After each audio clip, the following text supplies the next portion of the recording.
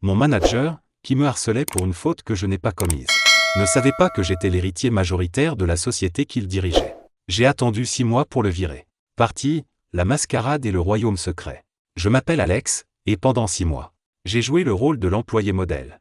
Un peu dépassé, un peu timide. Un rouage anonyme dans la grande machinerie de Stratégie Plus. Une firme de conseil financier qui emploie près de 500 personnes à travers l'Europe. J'étais l'analyste subalterne. Celui qui apportait les cafés et se faisait réprimander en public pour des coquilles dans des tableaux Excel. C'était une humiliation constante, mais nécessaire. Mon manager, Marc, était l'archétype du petit tyran d'entreprise. Un homme à la cinquantaine précoce. Costume bleu marine trop serré. Coiffure impeccable, et un sourire carnassier. Il avait une devise qu'il aimait répéter, chez Stratégie Plus. On ne fait pas de la consultation. On fait du nettoyage. Et les employés sont le balai. Autrement dit, aucune valeur humaine. Seulement le profit et la peur. La culture de l'entreprise sous sa direction était glaciale, les lumières restaient allumées jusqu'à 22 heures. Les taux de burn-out étaient élevés. Et le taux de rotation du personnel dépassait les 30% par an. Mais Marc s'en moquait, tant que les chiffres de son département restaient verts. Dès mon arrivée il y a 2 ans, j'avais gardé profil bas.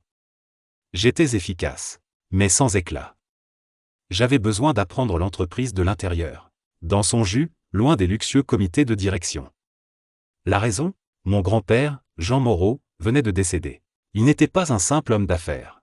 Il était le fondateur, l'actionnaire majoritaire, à 55%, et l'âme historique de Stratégie Plus. La famille Moreau était une institution discrète. Et peu de gens, même dans les cercles de direction, connaissaient la lignée exacte. Dans son testament, il m'avait désigné comme son unique héritier de ses parts. Il avait également stipulé que, pour prendre mes fonctions de PDG ou de président exécutif, je devais passer 6 mois, incognito, dans l'équipe opérationnelle pour comprendre ce que l'entreprise est devenue, et non ce qu'elle prétend être. C'était sa dernière leçon, le pouvoir doit se mériter par la connaissance du terrain, et non par le nom. J'avais accepté la clause.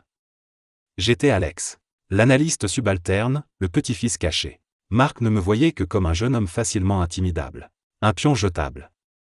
J'ai dû apprendre à avaler ma fierté à chaque remarque désobligeante, à chaque humiliation publique. Le plus difficile était de ne pas lui révéler la vérité, de ne pas crier que j'étais littéralement son patron. Cette retenue était la clé de ma vengeance, et de la survie future de l'entreprise.